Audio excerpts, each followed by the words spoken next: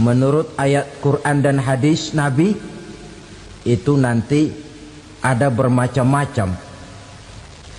Ada orang beriman itu yang dimasukkan surga.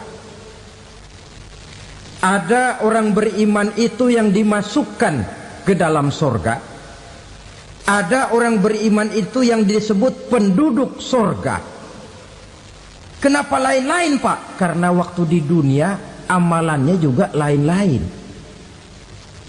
Ada orang beriman yang masuk surga. Ini paling murah tiketnya.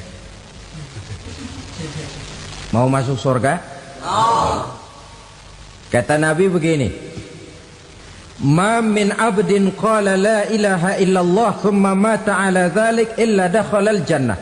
Kalau seorang hamba sudah mengucap dua kalimat syahadat, dia yakin dengan kebenaran kalimat itu sampai matinya, orang itu akan masuk surga.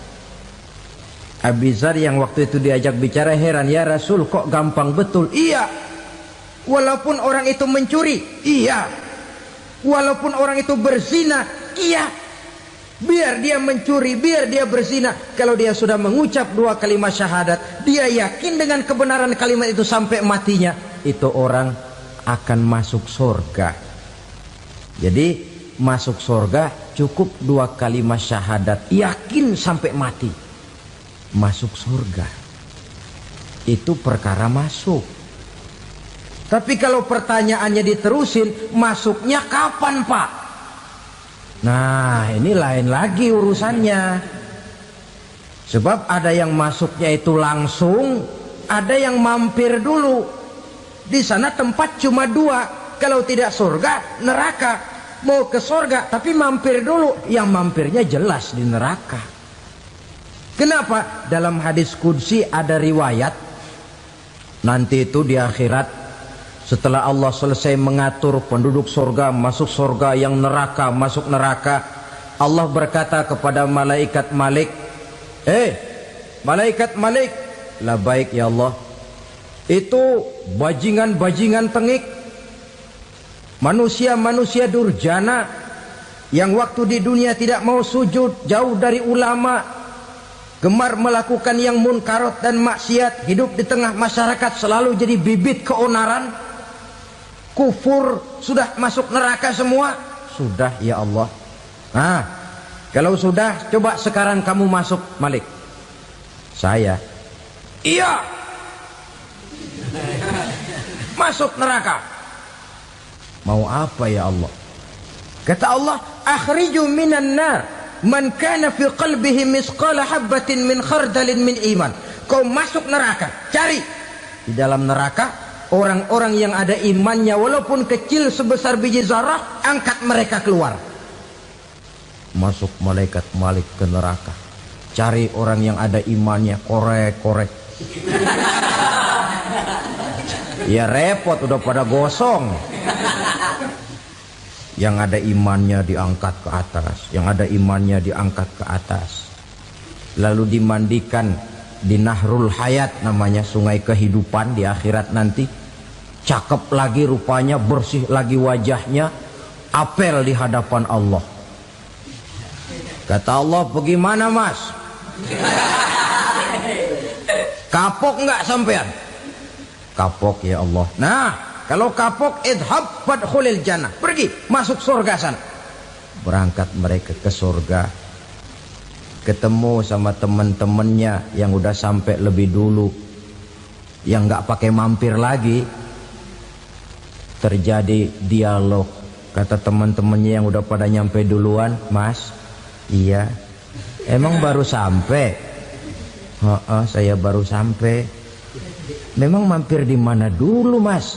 Kita sudah lama sampai di surga. Saudara buka surah Al-Muddatsir ayat 34-35. Ma salakakum fis saqar? Kenapa kamu mampir di neraka Saqar? Qalu lam naku minal musallin. Mereka menjawab, kami mampir di neraka Saqar mas, gara-gara dulunya kami waktu di dunia tidak pernah sholat. Tidak pernah sholat? Tidak pernah. Kan rumahnya dekat masjid, cuma dekat doang mas. sholat mah enggak saya. Enggak pernah ngasih makan fakir miskin, enggak pernah hadir di majelis taklim, pendeknya enggak pernah melakukan kebajikan, maka saya pun mampir di neraka sakor. Untung betul saya punya iman mas sedikit. Waktu hidup di dunia dulu saya pernah mengucap 2 kalimat syahadat, sekali-kalinya waktu mau kawin. Masya Allah. Untung saja kawin, kalau nggak kawin polos.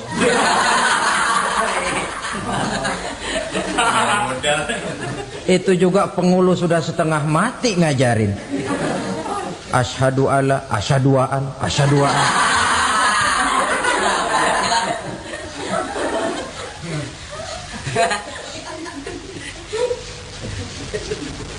Ini namanya masuk surga, ada mampir dulu.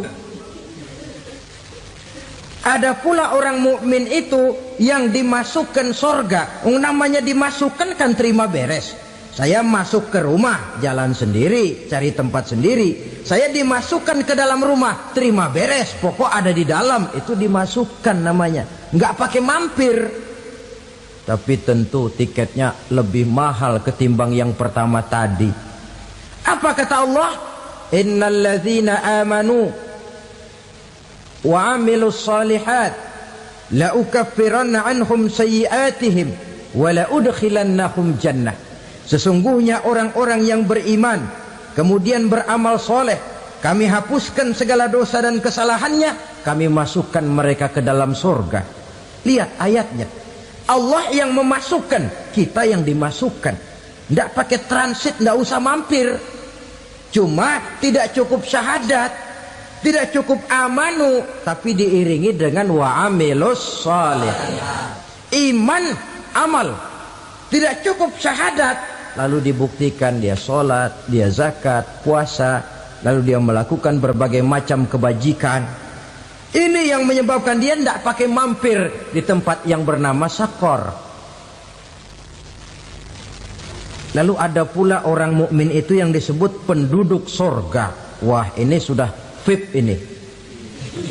Ashabul jannah, penduduk surga. Siapa mereka? Kata Allah, innal ladzina amanu summa istaqamu fala khaufun 'alaihim wala hum yahzanun ulaika ashabul jannah hum fiha khalidun. Sesungguhnya orang-orang yang beriman lalu istiqamah, tetap dalam melaksanakan perintah Allah, tidak goyah, tidak labil tapi stabil, istiqamah, mereka tidak takut dan tidak bersedih hati. Merekalah penduduk surga. Iman, istiqamah. Tidak punya duit, sembayang. Banyak duit, sembayang. Miskin, sembayang. Kaya, tetap sembayang. Istiqamah. Kadang orang kalau susah rajin ke masjid, banyak duitnya ngelihat masjid melengos. Waktu miskin hamba Allah, setelah kaya jadi hamba harta. Bergeser, tidak ada nilai istiqomahnya. Saudara-saudara, dengan begitu penduduk neraka itu dua. Ada penduduk permanen, ada penduduk yang semi permanen. Yang semi permanen orang-orang beriman yang mempunyai dosa besar. Mereka masuk ke neraka untuk menerima azab sesuai dengan dosanya. Bila selesai masa azab itu, mereka akan diangkat untuk ditempatkan kembali ke dalam surganya Allah Subhanahu wa ta'ala. Nah, dikala itulah saudara-saudara, ada yang disebut syafaat dari Rasulullah Sallallahu Alaihi Wasallam. Tapi tentu jangan lupa, syafaat ini ibarat kain menambal dia. Kita punya kain bolong-bolong sedikit, syafaat yang menambal. Solat kita ada kurang dikit, sedekah kita ada campur riak dikit, amalan kita ada tidak karena Allah dikit, kita berharap syafaat. Jadi biarlah kain masih bolong-bolong, yang penting punya kain. Tapi kalau kainnya tidak ada, yang ditambal apanya? Sholat tidak, puasa tidak, zakat tidak, berharap syafaat saja. Ya, terlalu berlebihan itu. Saudara hadirin yang saya hormati, apabila selesai proses penghisaban, proses penghitungan, maka dikala itulah manusia terbagi dalam dua kelompok besar. Fariqun fil jannah wa fariqun fis sa'ir. Sekelompok orang-orang beruntung yang masuk ke dalam surga, dan sekelompok lagi masuk ke dalam neraka. Ibu-ibu, saudara-saudara kaum muslimin rahimakumullah. Pada pertemuan yang lalu sudah saya jelaskan bahwa hidup selalu berakhir dengan kematian. Apabila datang kematian menimpa seseorang, datanglah kiamat baginya. Itu yang disebut dengan kiamat kecil. Hakikatnya mati adalah perpindahan dari kehidupan di dunia ini menuju kehidupan di alam barzakh. Menunggu kita di alam barzakh sampai datangnya saat kiamat.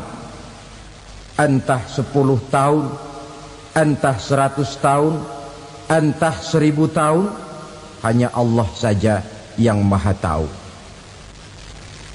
Adapun orang-orang beriman yang melakukan amal kebajikan dalam kehidupan di dunia ini, masa penantian yang lama di alam barzakh buat mereka sebentar saja. Tetapi bagi orang-orang kafir yang ingkar, yang tidak beriman kepada Allah, yang hidup di dunia cuma menumpuk-numpuk dosa, tentu penantian di alam barzakh akan merupakan waktu yang sangat lama.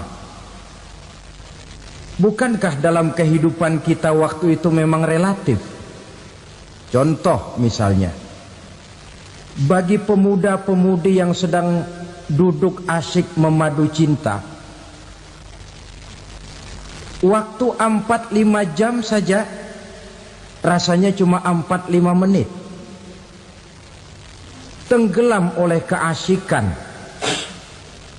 Tapi buat orang yang berbaring di rumah sakit, meratap di balik-balik apa itu tembok derita kata lagu, di balik dinding-dinding penjara, sehari bagai seminggu, seminggu rasa sebulan, sebulan boleh jadi rasa setahun.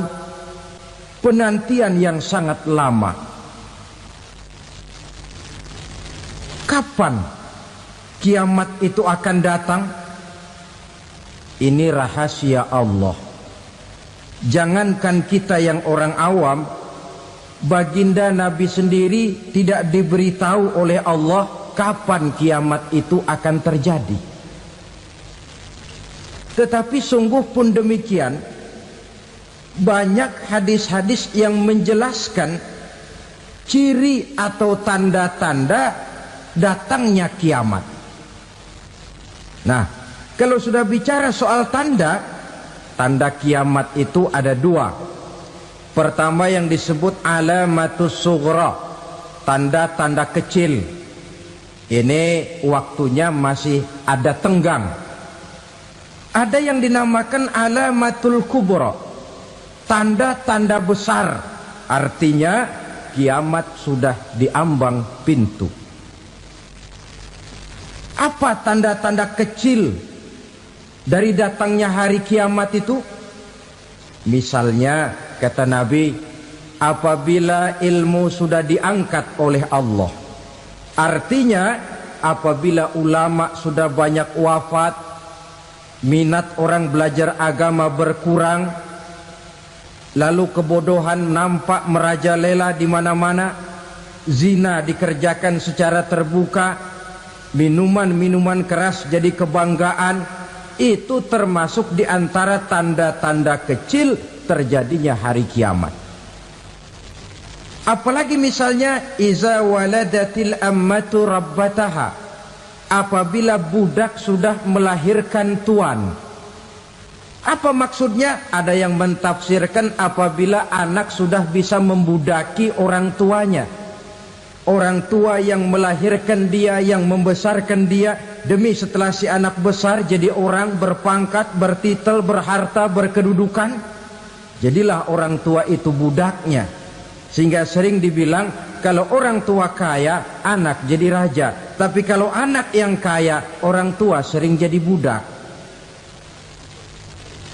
Apalagi munculnya fitnah yang bergelombang, timbul perang antara dua bangsa yang besar, waktu berjalan terasa sangat pendek sekali.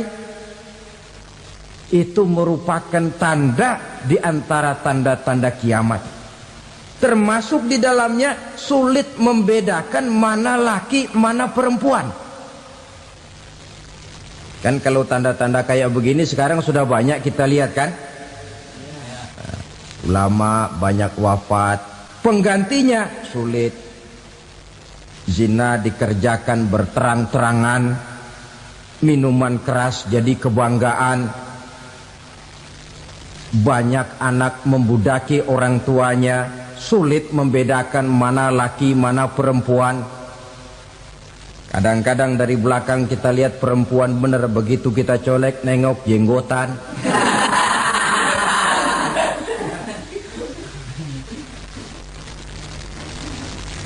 Ini termasuk tanda-tanda kecil. Masih ada tenggang sampai akan terjadinya kiamat itu. Nah, yang dimaksud dengan tanda-tanda besar, ini tanda besar artinya kiamat sudah diambang pintu. Pertama, matahari terbit dari sebelah barat.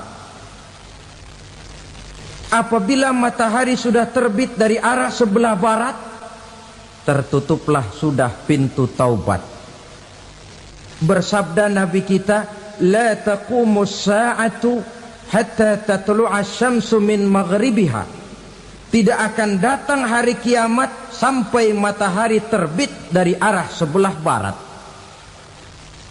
Fa iza tala'at, manakala matahari telah terbit dari arah sebelah barat, wara'ahan nasu, manusia banyak menyaksikan itu, amanu ajma'un, mereka pun lalu beriman.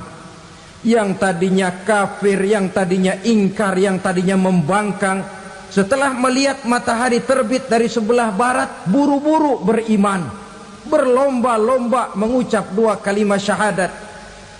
Tapi apa yang terjadi? Kata Nabi, wa dzalika hina la yanfa'u nafsan imanuha lam takun amanat min qabl. Hari itu adalah hari yang iman sudah tidak berguna lagi bagi seseorang apabila sebelumnya memang dia tidak pernah beriman. Au kasabat fi imaniha khaira, atau beriman tetapi tidak pernah melakukan kebajikan di dalam keimanannya itu. Hari yang sudah kasib, hari yang sudah terlambat, beriman tidak akan ada gunanya lagi. Ini pelajaran buat kita. Sebelum sang surya terbit dari sebelah barat, sebelum nafas sampai di tenggorokan, artinya pintu taubat masih terbuka. Kalau dua hal itu sudah terwujud, nafas sudah sampai di kerongkongan atau matahari sudah terbit dari arah sebelah barat, tertutuplah sudah pintu taubat. Tak ada lagi gunanya pangkat, jabatan, harta, bahkan beriman pun dalam suasana macam itu too late, kata orang Kulon. Sudah terlambat. Matahari terbit dari arah sebelah barat. Itu tanda besar, artinya kiamat sudah diambang pintu. Lalu apalagi tanda besar? Munculnya Dajjal. Dajjal artinya pendusta-pendusta yang menyesatkan manusia. Ada dua macam Dajjal, saudara. Ada Dajjal kecil. Ini Dajjal-Dajjal kelas teri. Kalau ini sejak zaman Rasulullah sudah ada itu. Tiap zaman ada. Di zaman Rasulullah misalnya ada yang bernama Aswad al-Unsi dari Yaman. Ada yang namanya Musailamah Al-Kazzab dari Yamamah. Ada yang namanya Ibnu Sayyad dari Madinah. Ini dajjal-dajjal di zaman Rasul. Musailamatul Kazzab memproklamirkan diri jadi nabi dia. Di zaman Rasul masih hidup. Ini dajjal zaman Nabi. Di zaman sahabat muncul dajjal-dajjal. Di zaman kita sekarang ini dajjal-dajjal pun gentayangan. Dajjal-dajjal kelas teri. Kerjanya mendustakan manusia, menyesatkan manusia, memalingkan manusia dari jalan yang benar dan diridhoi oleh Allah Subhanahu wa taala. Adapun yang merupakan tanda besar dari datangnya kiamat, dajjal-dajjal kelas kakap. Pembohong-pembohong besar yang menyesatkan masyarakat manusia berpaling dari jalan Allah mengikuti jalan mereka. Apa sih ciri dajjal itu? Kata Nabi dalam hadis Bukhari Muslim, innad dajjala, sesungguhnya yang namanya dajjal itu yakhruju, satu saat akan muncul mendekati hari kiamat. Wa inna ma'ahu ma'an, si dajjal ini membawa air. Wa naran, dan juga membawa api. Dua simbol. Di tangan yang satu dia bawa air, di tangan yang satu dia bawa api. Wa ammal ladzi yarahu an-nasu ma'an fanarun, adapun yang orang banyak lihat air, hakikatnya adalah api. Yang dilihat api, hakikatnya adalah air. Oleh sebab itu, kalau api yang ditawarkan, ambillah air. Kalau air yang ditawarkan, pilihlah api. Maksudnya apa ini? Ini bahasa simbol, saudara-saudara. Dajjal bicaranya seolah-olah untuk kepentingan manusia. Menawarkan surga. Surga yang dia tawarkan hakikatnya neraka. Hai manusia, kalau kau mau bahagia, jangan dekat-dekat dengan agama. Solat itu tidak efektif dan efisien, tidak produktif dari segi ekonomi itu. Menghadiri majelis taklim cuma buang-buang waktu. Tahajud, tasbih, tahlil, baca Quran, apa itu? Pekerjaan mubazir saja. Hidup ini cuma sekali, masa yang cuma sekali, manfaatkan dengan sebaik-baiknya. Mumpung, dibawanya sifat mumpung tetapi dalam pengertian yang sangat negatif. Bicaranya seolah-olah untuk kepentingan manusia, tetapi sebenarnya menjerumuskan manusia. Menawarkan air, tapi sebenarnya api. Menawarkan api, tapi hakikatnya air. Buat apa kamu sholat? Buat apa kamu bayar zakat? Buat apa kamu puasa? Surga yang dicanangkan dajjal, hakikatnya neraka. Neraka yang digambarkan dajjal, pada dasarnya adalah surga. Jadi memutarbalikan fakta itu kerjaan dajjal. Yang hak jadi batil, yang batil dibilang hak, yang benar jadi salah, yang salah malah jadi benar. Tuntunan disuruh jadi tontonan, tontonan malah menjadi tuntunan.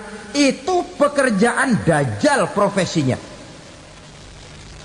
Zamannya Nabi Adam, dajjalnya kan iblis. Betul? Betul. Apa sih gang kerayuan iblis itu? Allah setelah menciptakan Nabi Adam kan bilang, Adam, kau dan istrimu Hawa tinggal di surga ini. Seluruh fasilitas yang ada di surga persilahkan kau nikmati. Satu yang tidak boleh, jangan coba-coba dekati pohon khuldi. Dekat saja jangan, apalagi sampai memetiknya. Datang dajjal yang namanya iblis ini. Adam, kamu tahu nggak kenapa tidak boleh makan buah khuldi? Ya nggak tahu, pokoknya saya dilarang. Bodoh kamu Dam. Khuldun artinya kekal. Kalau kamu makan itu buah, kau akan kekal di surga buat selamanya. Allah tidak kepengen, maka dilarang kamu makan buah khuldi. Kalau kau ingin kekal di surga Adam, makan saja. Saya bicara begini ini untuk kepentingan kamu Adam. Ini kan ciri-ciri Dajjal. Bicaranya sih seolah-olah untuk kepentingan Nabi Adam, hakikat sebenarnya menjerumuskan Nabi Adam supaya ingkar dan melanggar larangan dari Allah Subhanahu wa ta'ala. Jadi setelah muncul Dajjal, timbul kekacauan-kekacauan di masyarakat. Banyak yang terpengaruh, terpedaya dan terpesona. Termasuk mereka yang memproklamirkan diri jadi nabi. Mereka yang memproklamirkan diri jadi rasul di zaman sesudah Rasulullah wafat, itu adalah Dajjal-Dajjal.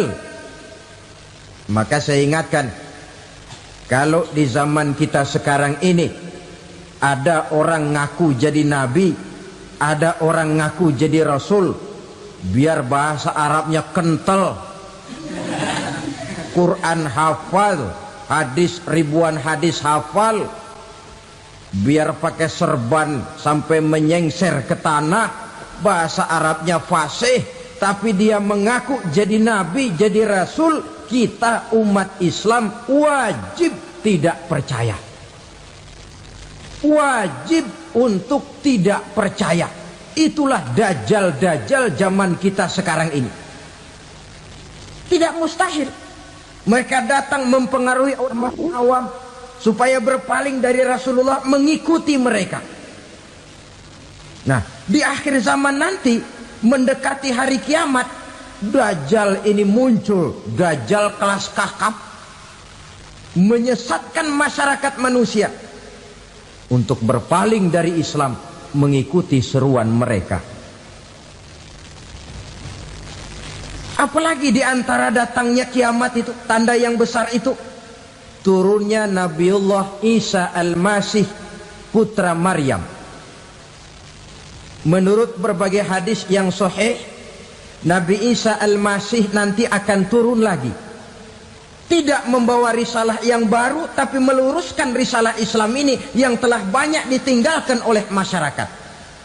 Bahkan ada hadis menjelaskan beliau akan membunuh Nabi, mematahkan kayu-kayu salib, lalu melaksanakan haji dan umrah mengikuti syariat Nabi Muhammad, bukan membawa agama baru.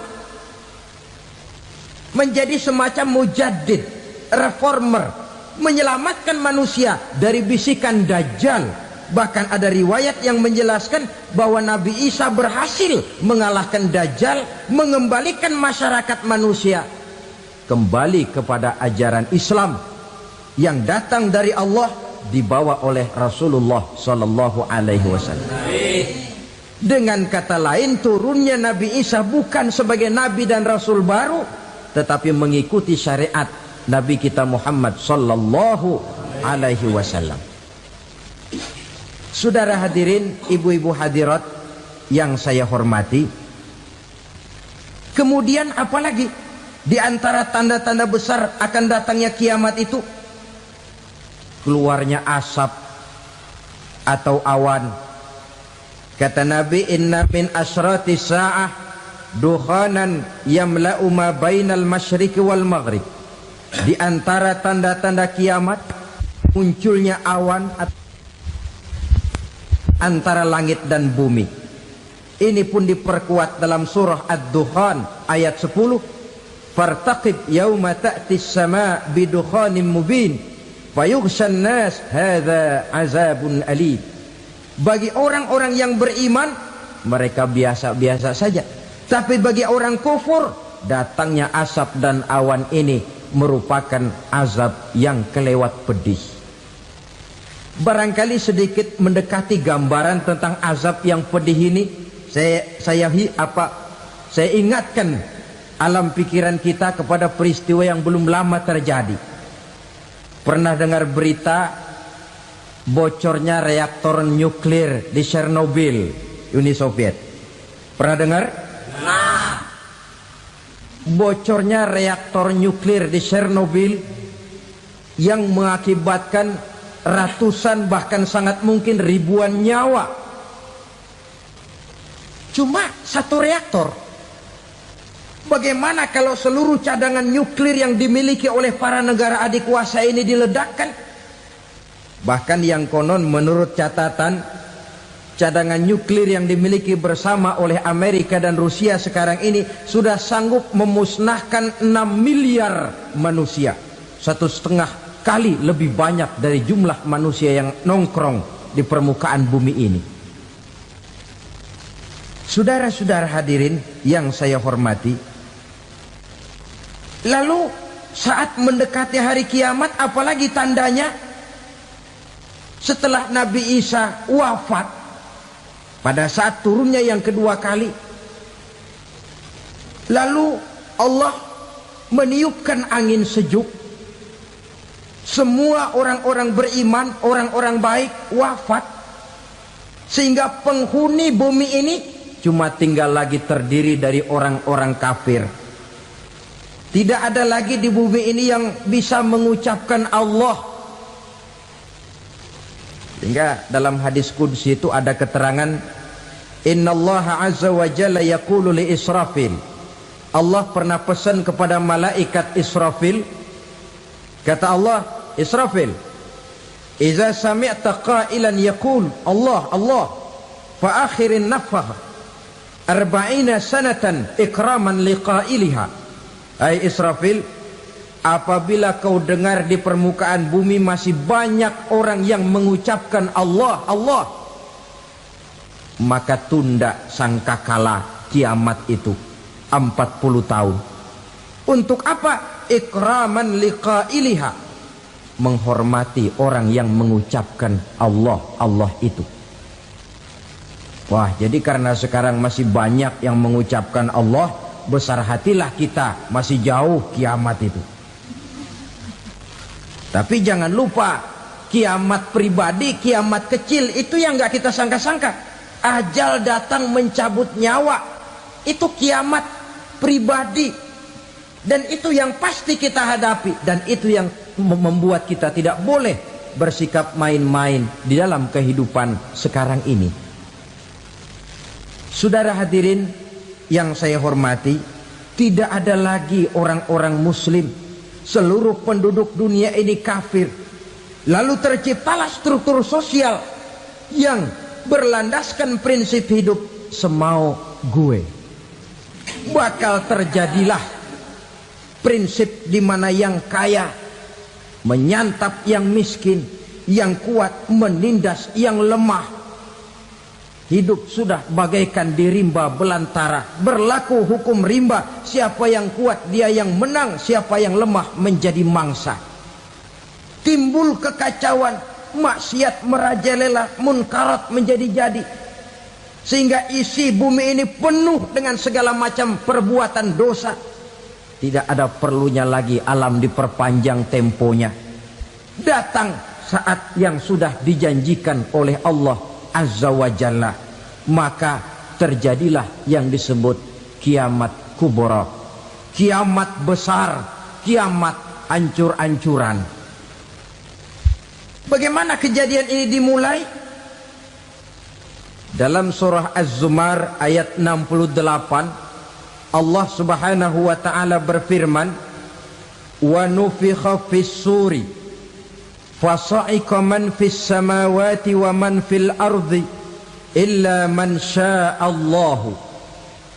Maka manakala ditiuplah sangkakala, terkejutlah seluruh yang ada di langit dan seluruh yang ada di bumi. Bila saat kiamat datang, Allah perintah malaikat Israfil, Israfil, tiup sangkakalamu. Ditiuplah sangkakala oleh malaikat Israfil.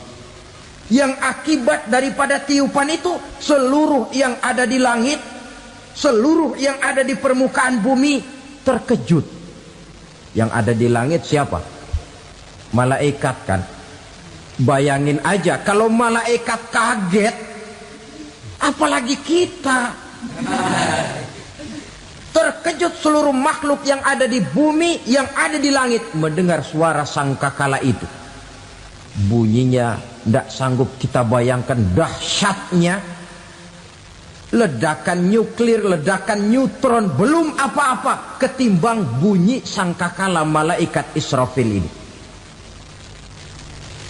Nah, lalu mendengar bunyi sangkakala ini, gemparlah makhluk, kacaulah alam. Bumi gempa, planet-planet bertabrakan, gunung meletus, air laut tumpah ke darat, angin topan bertiup, halilintar menyambar. Lalu semua yang bernama hidup mati total. Mati bareng tanpa persiapan. La haula wala quwata illa billah. Saya kadang-kadang dalam tafakur bermohon, ya Allah, mudah-mudahan saya nggak nemuin kiamat beneran. Ngeri. Tidak bisa kita bayangkan macam apa suasana seperti itu. Allah saja banyak memberikan gambaran, misalnya Al-Qari'ah, wa mal qari'ah, wa ma adraka mal qari'ah. Kejadian yang menggemparkan. Tahukah kamu apa kejadian yang menggemparkan itu? Yauma yakunun nasu kal farasil mabsus wa takunul jibalu kal ihnil manfus. Pada saat itu manusia berterbangan bagai kupu-kupu. Gunung berterbangan seperti kapas ditiup angin. Gunung saja macam kapas, konon lagi manusia. Kematian total, mulai semut sampai gajah mati, jin mati, iblis mati, malaikat mati. Oh, malaikat saja mati. Saudara hadirin yang saya hormati, kematian total yang tanpa persiapan. Orang bilang, Pak, kalau mati bareng begitu yang repot malaikat maut dong ya. Cabut sana, cabut sini. Itu kalau menurut logika kita, mestinya begitu menurut logika. Tapi logika juga yang nggak perlu serepot itu. Sebab untuk mematikan listrik di wilayah DKI, di wilayah Jakarta, nggak perlu tiap rumah didatengin, matiin, ya lama. Cukup dari kantor pusatnya saja PLN, tekan satu tombol, gelaplah seluruh Jakarta. Saudara hadirin yang saya hormati, kematian total. Lalu setelah kematian total, planet-planet juga mati, dalam arti tidak bergerak dan beredar. Angin mati, dalam arti tidak bertiup. Air mati, dalam arti tidak ada riak gelombang. Pokoknya semua mati. Kullu nafsin za'iqatul maut. Semua yang bernafas mati. Dalam ayat lain, kullu man 'alaiha fan. Semua yang ada di permukaan bumi fana. Yang kekal cuma Allah Subhanahu wa ta'ala. Yang paling belakang mati malaikat maut dan malaikat Israfil. Tapi mati juga sesuai dengan janji Allah. 10 lamanya. Tidak dijelaskan oleh Abi Hurairah 40 jam, apa 40 hari, apa 40 tahun. Hadis-hadis cuma menyebutkan 40 saja. Sunyi alam, yang tinggal cuma Allah saja lagi. Ketika itu Allah berseru-seru, katanya, limanil mulkul yauma. Siapa para penguasa hari ini? Mana itu raja-raja dan penguasa yang dulu mengaku jadi Tuhan? Fir'aun.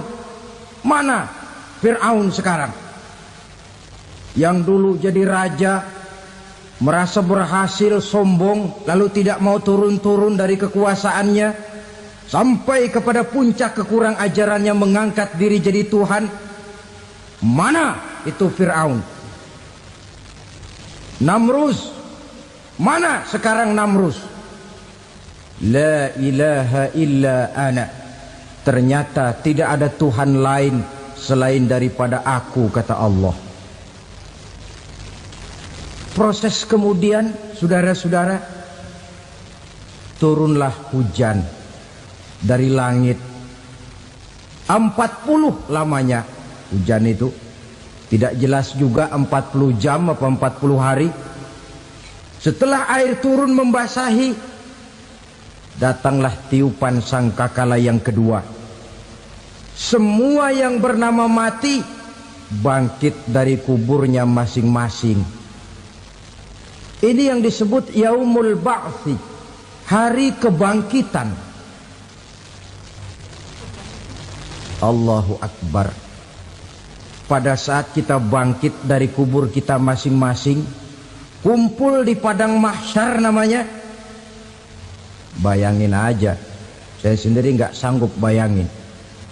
Manusia sejak zaman Adam sampai zaman kiamat kumpul bareng di tempat sama. Berapa banyaknya itu?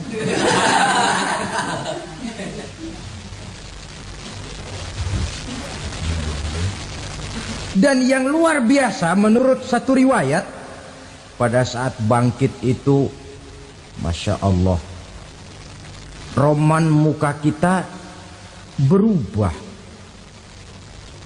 disesuaikan dengan amalan kita waktu di dunia ini. Barang siapa yang waktu di dunia amalannya itu amalan tikus, di akhirat nanti dia bangkit dari kubur, mukanya seperti muka tikus.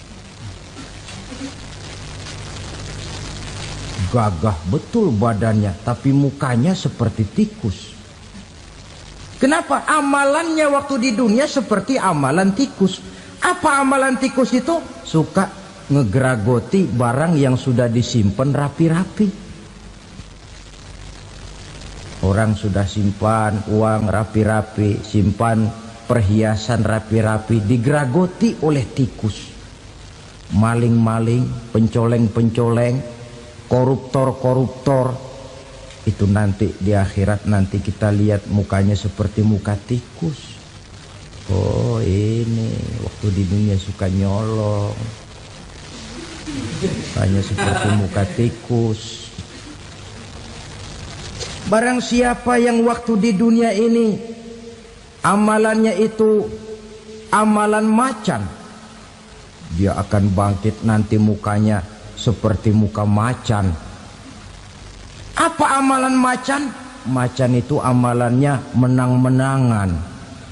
Orang yang mau menang saja nggak mau mengalah. Coba lihat di hutan. Kenal hutan nggak? Di hutan, raja hutan di mana-mana pasti macan. Betul kan? Betul. Padahal hutan belum pernah bikin pemilihan umum. Tapi macan tidak peduli ada pemilihan umum apa tidak, pokok saya raja. Sebab apa? Macan jadi raja itu bukan karena benar, tapi karena kuat jadi raja.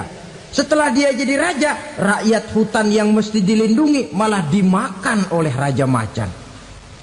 Kambing rakyat hutan dimakan oleh macan. Ayam rakyat hutan dimakan oleh macan. Itu nanti kita lihat di akhirat itu mukanya seperti muka macan, gagah betul. Lalu barang siapa yang di dunia ini amalannya itu seperti amalan anjing, nanti dia punya muka seperti muka anjing. Apa amalan anjing? Pertama, anjing itu kalau disuruh jaga rumah, dia tidak bisa membedakan mana maling, mana tamu. Biar yang datang maling, kalau bawa tulang, anjing kalem. Yang kedua, anjing itu akan setia kepada siapa saja yang memberinya roti. Siapa yang memberinya roti, itulah majikannya. Apa kata majikannya pasti dia laksanakan. Soal benar atau salah dia tidak peduli. Setelah anjing dapat roti, dia tidak punya pilihan lain kecuali bilang, abdi mah kumaha juragan wae ayeuna mah.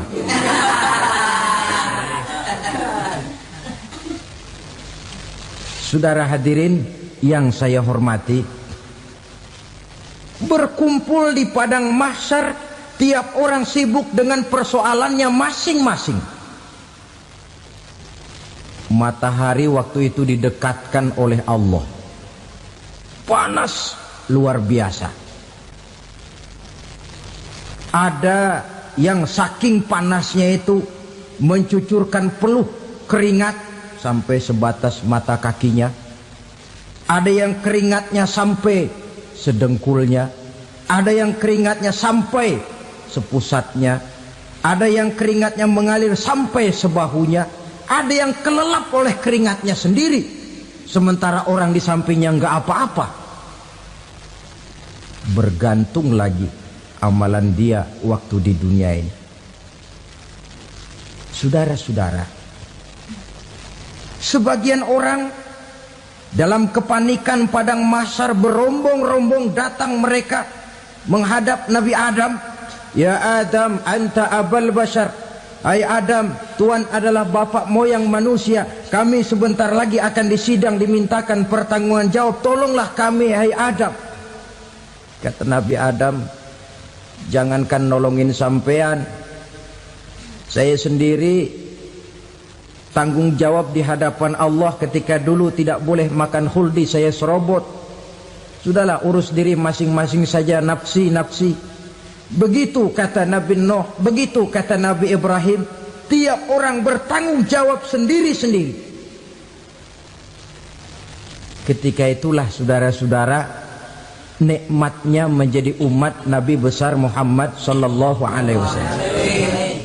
Sebab apa? Walaupun menurut abjad kita ini umat paling belakang, paling belakang kita ini toh, karena Nabi Muhammad adalah Nabi akhir, tapi akan dihisap lebih dulu, lewat di atas sirat lebih dulu, masuk surga lebih dahulu ketimbang umat-umat belakangan. Ketika Rasul mendekati ajal, beliau tanyakan itu kepada malaikat Jibril. Malaikat Jibril berkata, Muhammad jangan khawatir, Allah sudah berjanji, inni haramtul jannata ala sairil anbiya hatta tadkhulaha anta wa haramtuha ala sairil umami hatta tadkhulaha ummatuka. Surga aku haramkan buat seluruh nabi kecuali kalau engkau Muhammad sudah masuk ke dalamnya, dan surga aku haramkan buat seluruh umat kecuali kalau umatmu Muhammad sudah masuk ke dalamnya. Logikanya, walaupun menurut abjad kita umat paling belakang, bakal dihisap paling dulu, lewat di atas sirat paling dulu, masuk surga paling dulu, kalau mampir ke neraka juga paling dulu. Ya resiko. Jangan mau enaknya aja paling dulu. Saudara hadirin yang saya hormati, setelah masa kebangkitan itu jangan dikira begitu bangkit langsung diperiksa. Masih menunggu menanti ribuan tahun perhitungan padang mahsyar untuk sampai kepada proses yang disebut yaumul hisab, hari perhitungan. Seorang demi seorang bakal dipanggil. Bayangkan saja, kita se-RT saja di absen, kadang-kadang perlu waktu lama. Ini manusia sejak zaman Nabi Adam sampai datang hari kiamat, satu demi satu disidang di hadapan Qadhi Rabbul Jalil. Status sosial copot sudah waktu itu. Yang pernah jadi hartawan di situ tidak lagi kelihatan kehartawanannya. Yang pernah jadi jenderal tidak lagi dipanggil jenderalnya. Yang ustadz tidak lagi dipanggil al-mukarramnya. Seluruh status sosial selesai. Dipanggillah kita seorang demi seorang menghadap Qadhi Rabbul Jalil. Bagaimana proses penghisaban itu? Pertama, proses tanya jawab.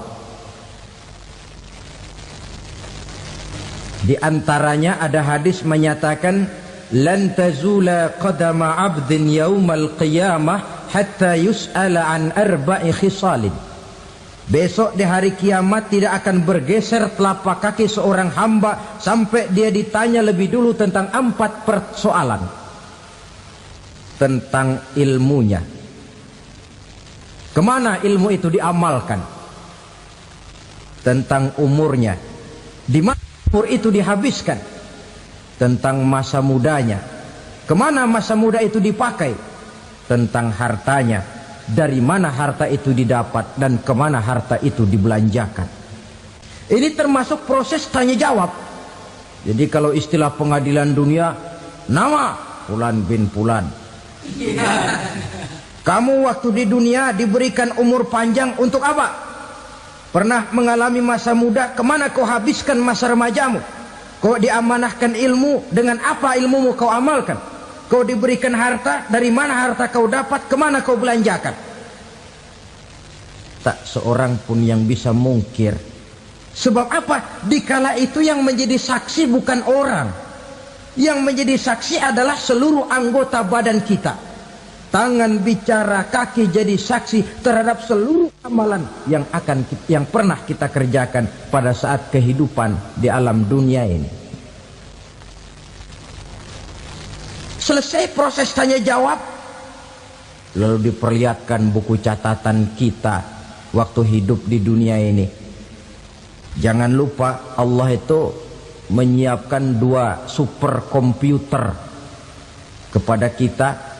Sebelah ditempelin sebelah kanan, yang sebelah tempelin di sebelah kiri.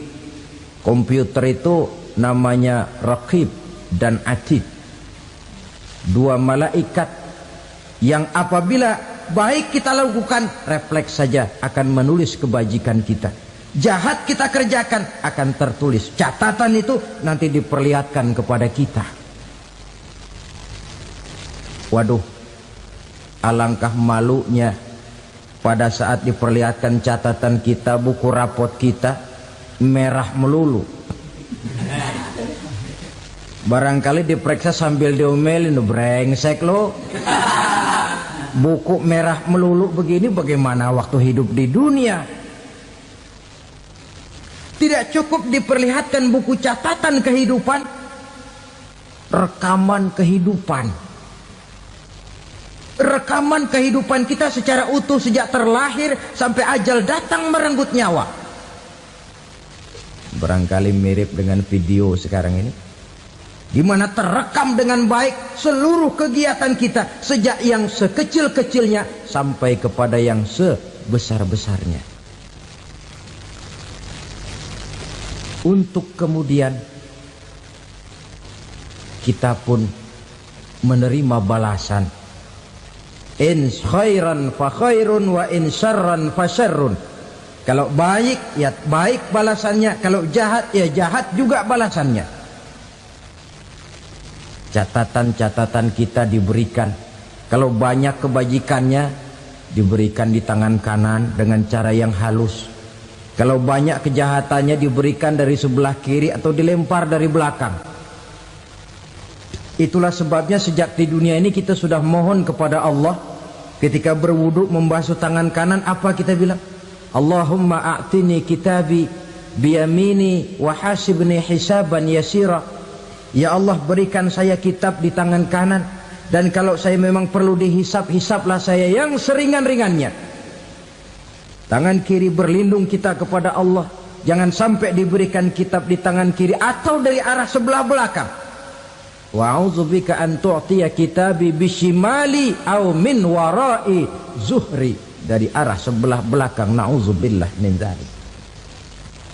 Setelah selesai lewat proses penghisaban, lewat mizan, timbangan, maka yang sudah selesai dihisab itu bergeraklah menuju sirat, jembatan yang terbentang menuju surga melalui neraka.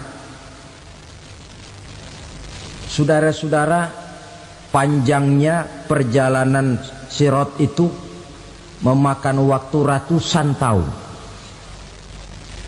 Tetapi orang yang lewat di atas sirat pun macam-macam, bergantung amalannya ketika di dunia ini. Ada yang lewat di atas sirat itu kalbarkil khatib, seperti kilat yang menyambar, lep, sudah sampai dia di surga. Cepat bukan main. Ada yang lewat di atas sirat itu seperti orang lari-lari. Ada yang lewat di atas sirat itu seperti orang jalan biasa. Ada yang sambil merangkak, ada yang sambil ngesor, ada yang sambil gelayutan, ada yang selamat sampai ke ujung ke surga, ada yang tergelincir jatuh masuk ke dalam neraka, bergantung amalannya dalam kehidupan di dunia sekarang ini. Tiap kita akan melewati yang namanya sirat ini. Saudara-saudara kaum muslimin yang saya hormati,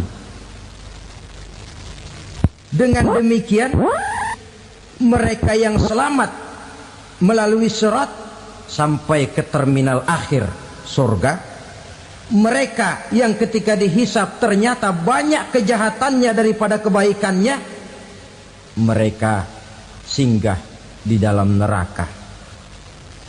Nah, adapun orang-orang yang beriman menurut ayat Quran dan hadis Nabi itu nanti ada bermacam-macam. Ada orang beriman itu yang dimasukkan surga. Ada orang beriman itu yang dimasukkan ke dalam surga. Ada orang beriman itu yang disebut penduduk surga. Kenapa lain-lain, Pak? Karena waktu di dunia amalannya juga lain-lain. Ada orang beriman yang masuk surga. Ini paling murah tiketnya. Mau masuk surga? Kata Nabi begini, ma min abdin qala la ilaha illallah thumma mata ala dhalik illa dakhalal jannah. Kalau seorang hamba sudah mengucap dua kalimat syahadat, dia yakin dengan kebenaran kalimat itu sampai matinya, orang itu akan masuk surga. Abi Dzar yang waktu itu diajak bicara heran, ya Rasul kok gampang betul? Iya. Walaupun orang itu mencuri, iya. Walaupun orang itu berzina, iya. Biar dia mencuri, biar dia berzina, kalau dia sudah mengucap dua kalimat syahadat, dia yakin dengan kebenaran kalimat itu sampai matinya, itu orang akan masuk surga. Jadi masuk surga cukup dua kalimat syahadat, yakin sampai mati, masuk surga. Itu perkara masuk. Tapi kalau pertanyaannya diterusin, masuknya kapan, Pak? Nah, ini lain lagi urusannya. Sebab ada yang masuknya itu langsung, ada yang mampir dulu. Di sana tempat cuma dua, kalau tidak surga, neraka. Mau ke surga tapi mampir dulu, yang mampirnya jelas di neraka. Kenapa? Dalam hadis qudsi ada riwayat, nanti itu di akhirat, setelah Allah selesai mengatur penduduk surga masuk surga, yang neraka masuk neraka, Allah berkata kepada malaikat Malik, malaikat Malik, labaik ya Allah. Itu bajingan-bajingan tengik, manusia-manusia durjana yang waktu di dunia tidak mau sujud, jauh dari ulama, gemar melakukan yang munkarat dan maksiat, hidup di tengah masyarakat selalu jadi bibit keonaran, kufur, sudah masuk neraka semua. Sudah ya Allah. Nah, kalau sudah, coba sekarang kamu masuk, Malik. Saya, iya, masuk neraka. Mau apa ya Allah? Kata Allah, akhriju minan nar man kana fi qalbihi misqala habbatin min khardalin min iman. Kau masuk neraka, cari di dalam neraka orang-orang yang ada imannya walaupun kecil sebesar biji zarah, angkat mereka keluar. Masuk malaikat Malik ke neraka, cari orang yang ada imannya, korek-korek. Ya repot, udah pada gosong. Yang ada imannya diangkat ke atas, yang ada imannya diangkat ke atas, lalu dimandikan di Nahrul Hayat, namanya sungai kehidupan di akhirat nanti. Cakep lagi rupanya, bersih lagi wajahnya, apel di hadapan Allah. Kata Allah, bagaimana mas? Kapok nggak sampean? Kapok ya Allah. Nah, kalau kapok, idhab fadkhulil jannah, pergi masuk surga sana. Berangkat mereka ke surga. ketemu sama teman-temannya yang udah sampai lebih dulu, yang nggak pakai mampir lagi. Terjadi dialog.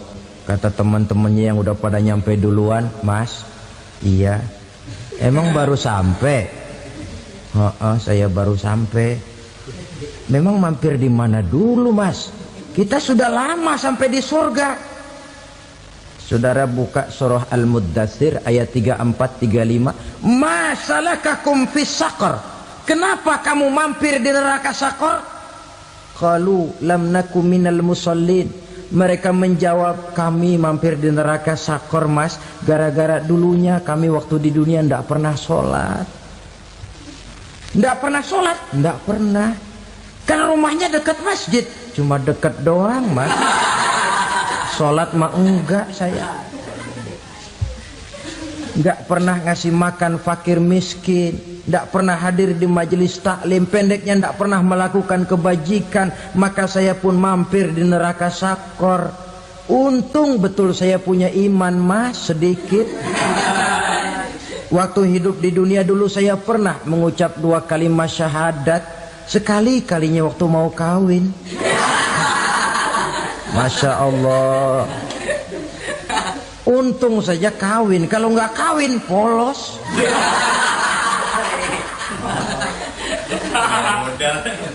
Itu juga pengulu sudah setengah mati ngajarin. Asyhadu alla, asyaduaan, asyaduaan.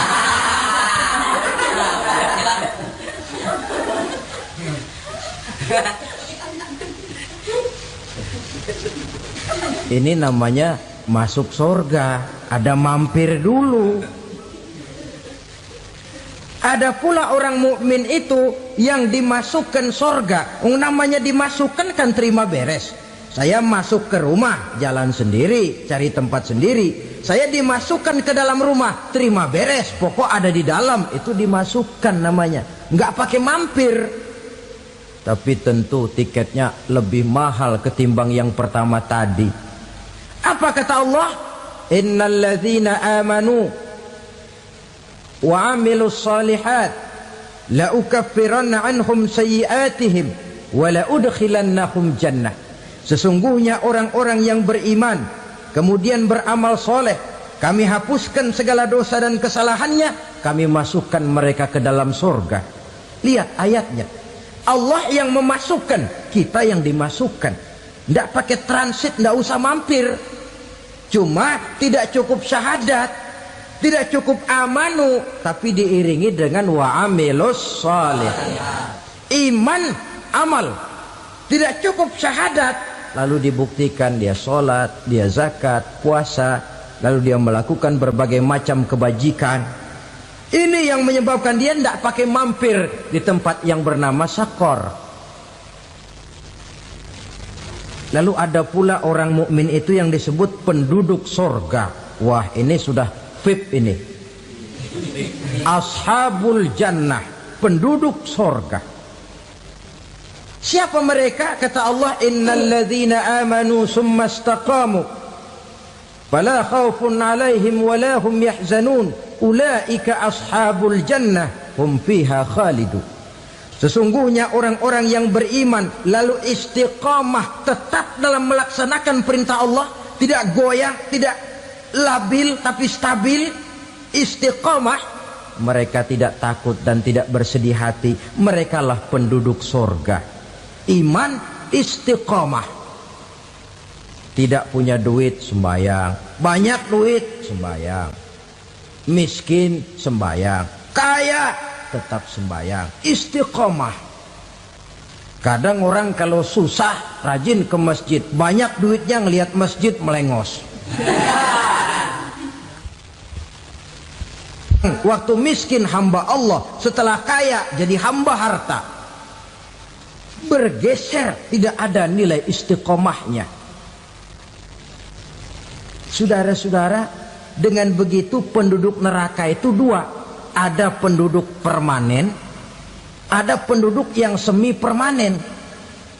Yang semi permanen orang-orang beriman yang mempunyai dosa besar. Mereka masuk ke neraka untuk menerima azab sesuai dengan dosanya. Bila selesai masa azab itu, mereka akan diangkat untuk ditempatkan kembali ke dalam surganya Allah Subhanahu wa ta'ala. Nah, dikala itulah saudara-saudara, ada yang disebut syafaat dari Rasulullah Sallallahu Alaihi Wasallam. Tapi tentu jangan lupa, syafaat ini ibarat kain menambal dia. Kita punya kain bolong-bolong sedikit, syafaat yang menambal. Solat kita ada kurang dikit, sedekah kita ada campur riak dikit, amalan kita ada tidak karena Allah dikit. Kita berharap syafaat. Jadi biarlah kain masih bolong-bolong, yang penting punya kain. Tapi kalau kainnya tidak ada, yang ditambal apanya? Sholat tidak, puasa tidak, zakat tidak, berharap syafaat saja. Ya, terlalu berlebihan itu. Saudara hadirin yang saya hormati, apabila selesai proses penghisaban, proses penghitungan, maka dikala itulah manusia terbagi dalam dua kelompok besar. Fariqun fil jannah wa fariqun fis sa'ir. Sekelompok orang-orang beruntung yang masuk ke dalam surga, dan sekelompok lagi masuk ke dalam neraka.